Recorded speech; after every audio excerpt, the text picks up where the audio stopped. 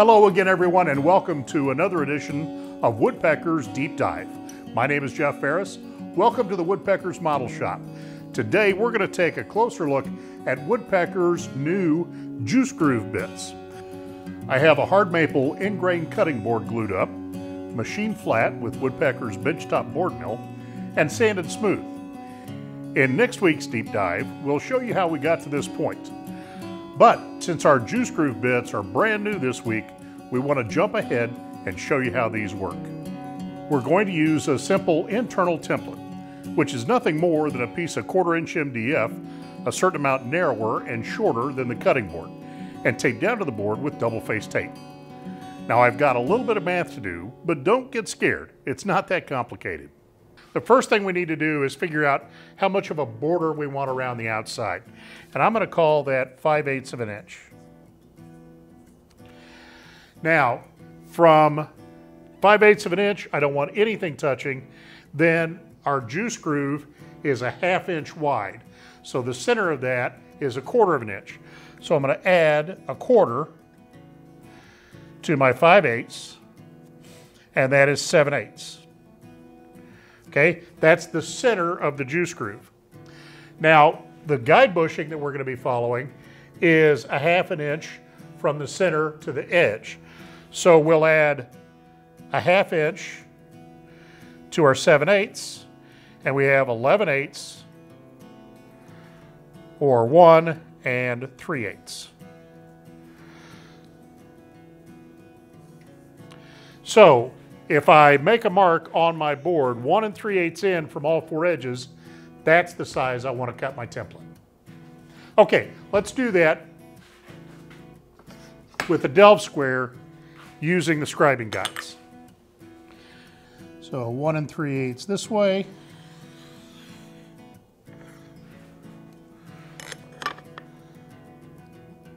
One 3/8 this way.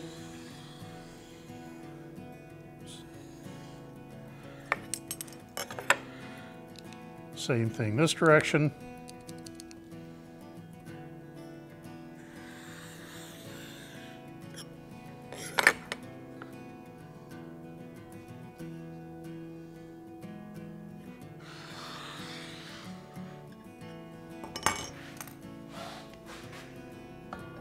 Now we'll see how big our template is.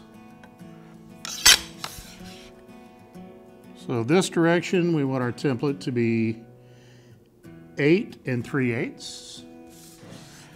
And this direction, it is 11 13/16. Okay, I'm going to cut a piece of 1/4 inch thick MDF, 8 3/8 by 11 13/16. Be right back. Okay, I've got my template cut, got a couple pieces double-face tape on there. Now we're going to stick that down to our board, and we need to be careful to get it right on the line, because once that tape grabs, it likes to hold on.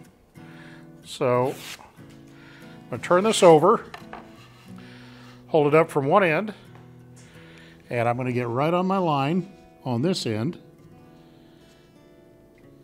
and on my front and back line, and land on the other side.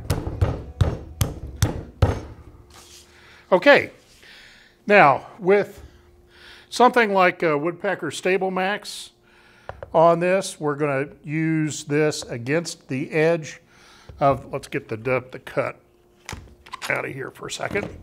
Okay, we're going to hold this with the template guide bushing against the template and come around. And this extra handle out here and the extra width makes that easy to do. But we're going to make it a little bit easier. If you're not completely comfortable with having the other side unsupported, let's just put a little bit of filler strip on this outside edge. Now our guide bushing is 1 inch wide, and we have 1 3/8 inches outside of that, just like we thought we would. So I'm just going to make some 3/8 inch, actually a little narrower than that. I'm going to make some little spacers to go along the outside we'll double face those down too. So it's a little tricky to get the double-sided tape on these little bitty narrow strips, but I'll show you how I do it. I don't know if it's the right way, it's just how I do it. I'm going to take my little strip, take a piece of 1-inch double face, put that on there. Oops. Make sure it's overlapping on both sides. There we go. Get that to the end and cut it off. Now I'm going to turn that over, hold that down on a piece of scrap, take my pocket knife or an X-Acto knife and trim that right to the edge of my piece of MDF.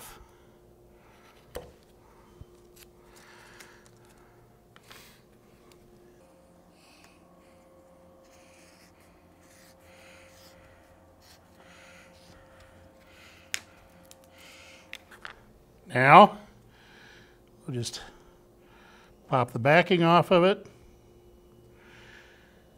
And what I did with these is I made them just a little bit narrow because all we really wanted to do is support the outside of the router base. So we don't have to worry about this. We don't want it pinching our template guide bushings. So we're just going to put that on there with a fair amount of clearance and flush to the outside. And we'll just get the last two. Okay, like I said, this last step isn't absolutely necessary. It's just a little insurance of getting a bobble when you don't want one. So that's just going to give us a little extra support on the outside. Now we'll set up our depth of cut. And we're going to take this in a couple passes. Okay, and this is a little tricky because it's not a plunge router. So I'm going to have to tilt it up on edge, and then we'll just drop it in.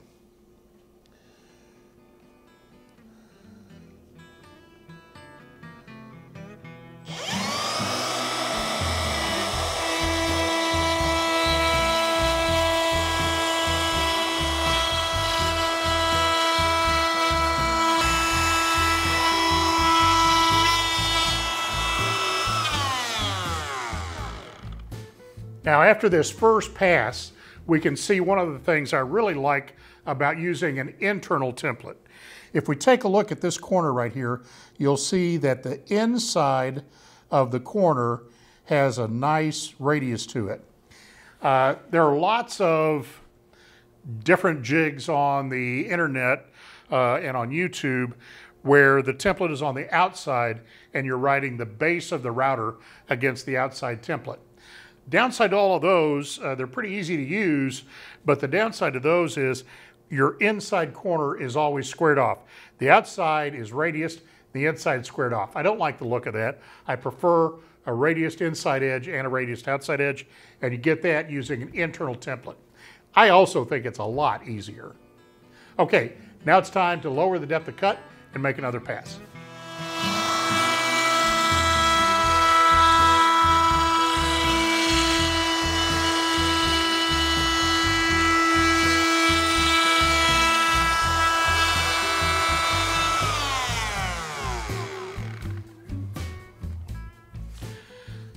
Okay, now we're just about to full depth, but we are not creating the shoulder is sharp.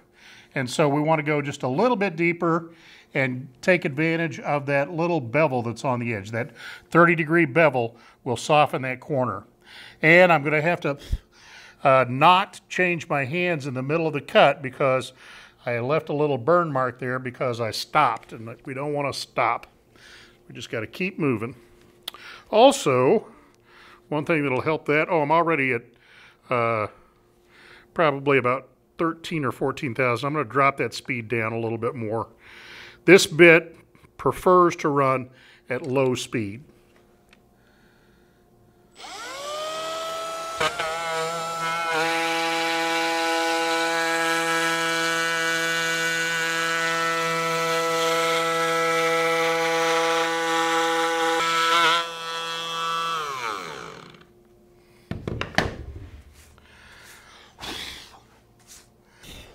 Yeah, now I've got that nice, soft chamfered edge that I was looking for.